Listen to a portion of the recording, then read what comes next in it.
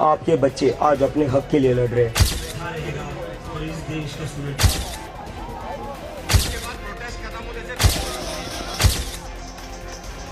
जंतर मंतर पर चल रहा छात्रों का आंदोलन अब नया मोड़ लेता दिखाई दे रहा है। कॉकरोच जनता पार्टी यानी सीजेपी के फाउंडर अभिजीत दिप्के ने अब देश भर के किसानों से खुलकर समर्थन मांगा है। उनका कहना है कि जिस तरह किसान आंदोलन के दौरान छात्र उनके साथ खड़े रहे थे, अब छात्रों के संघर्ष में किसानों को भी आगे आना चाहिए। अभिजीत दिप्के की अगुवाई में जंतर मंतर पर चल रहा विरोध प्रदर्शन दूसरे दिन भी जारी रहा।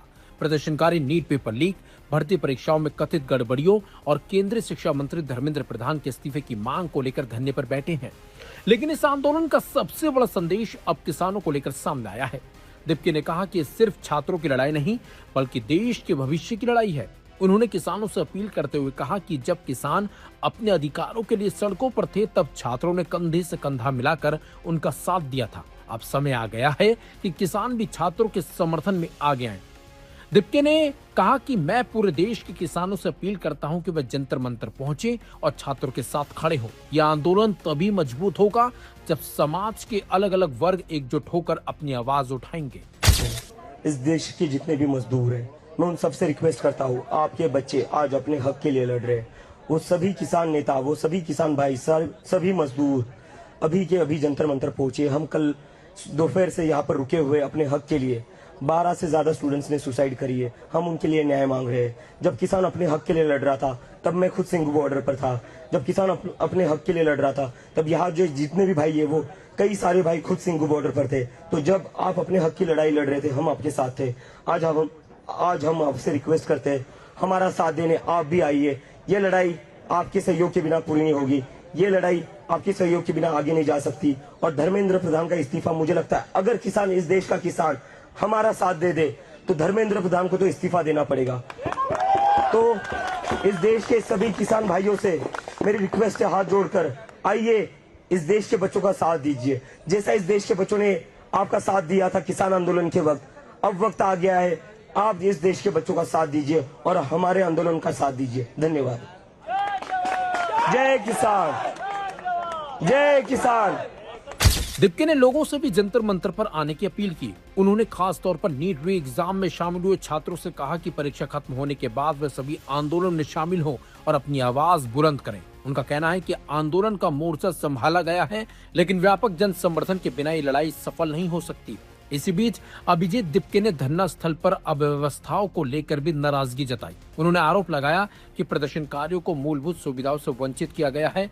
उनके मुताबिक शनिवार रात से सार्वजनिक शौचालयों में पानी की सप्लाई बंद कर दी थी। प्रदर्शनकारों ने यह भी आरोप लगाया कि आंदोलन स्थल पर लाइट, पानी और खाने पीने जैसी जरूरी सुविधाओं तक उनकी पहुंच सीमित कर दी गई थी। हालांकि बाद में प्रशासन की ओर से पानी और बिजली की व्यवस्था बहाल कर दी गई। दिप्के ने सोशल मीडिया प्लेटफॉर्म एक्स पर भी कई पोस्ट कर पुलिस से अपील की है कि लोगों को जंतर मंतर पहुंचने से ना रोका जाए। उन्होंने कहा कि प्रदर्शनकारी कोई गैर कानूनी काम नहीं कर रहे, बल्कि उन छात्रों के लिए न्याय की मांग कर रहे हैं जिन्होंने कथित तौर पर परीक्षा व्यवस्था की खामियों के कारण अपनी जान गंवाई।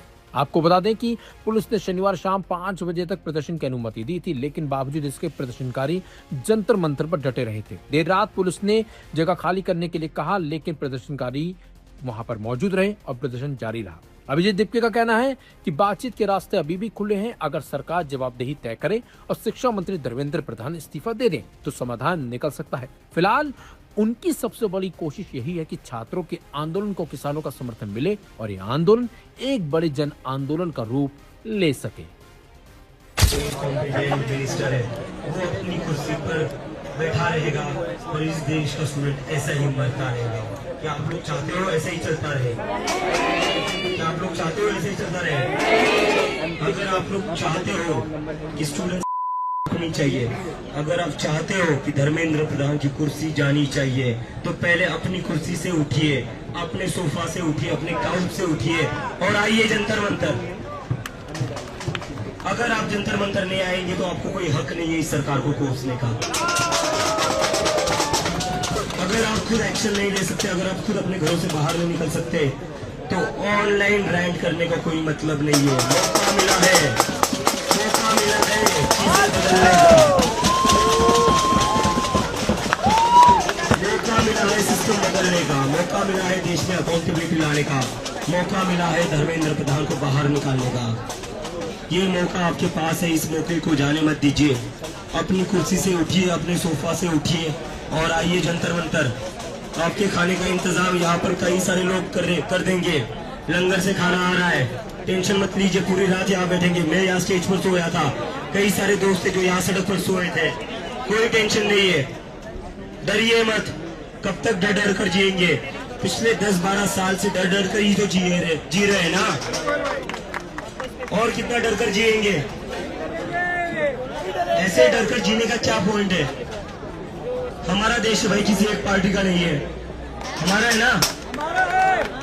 हमारे वोट से ही सरकार बनती है ना। या हमारे वोट से सरकार नहीं बनती, किसी और के वोट से सरकार बनती है। जब देश हमारा है, सरकार हमारे वोट से बनती है। जब संविधान हमारे लिए लिखा गया है, तो हमें किस बात का डर होना चाहिए? तो हम किस बात का डर लेकर घर पर बैठे हुए हैं? अभी भी कुर्सी से उठिए और आइए जंतर मंतर। इस मुहिम में जुड़िए, इस मूवमेंट में जुड़िए, इस उम्मीद के साथ जुड़िए। एक देश को नई उम्मीद मिली है, इस देश का सिस्टम बदलने की, देश में अकाउंटेबिलिटी लाने की और एक एग्जाम्पल सेट करने की कि इसके बाद अगर एक पेपर भी लीक होता है, इसके बाद अगर एक स्टूडेंट भी, तो किसी भी मंत्री की कुर्सी नहीं बचेगी।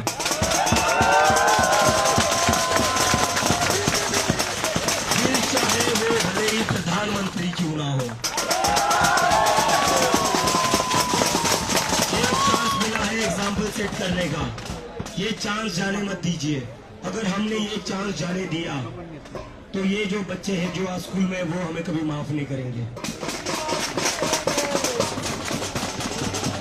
ये बच्चे हमें कभी माफ नहीं करेंगे और ये बच्चे तो छोड़िए, हमारे अपने जो होने वाले बच्चे वो कभी माफ नहीं करेंगे। तो जो लोग ये वीडियो देख रहे हैं, मैं फिर से आपसे अपील कर रहा हूँ, निकलिए अपने घर से बाहर, अपने काउच, अपनी कुर्सी से उठिए और आइए Jantar Mantar and join the movement.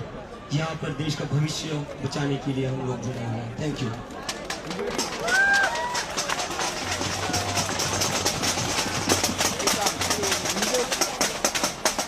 सभी लोगों से अपनी शांति बनाए रखिए। पुलिस वाले आ रहे हैं, उनको आने दीजिए, कोई बात नहीं, डरने की बात नहीं है।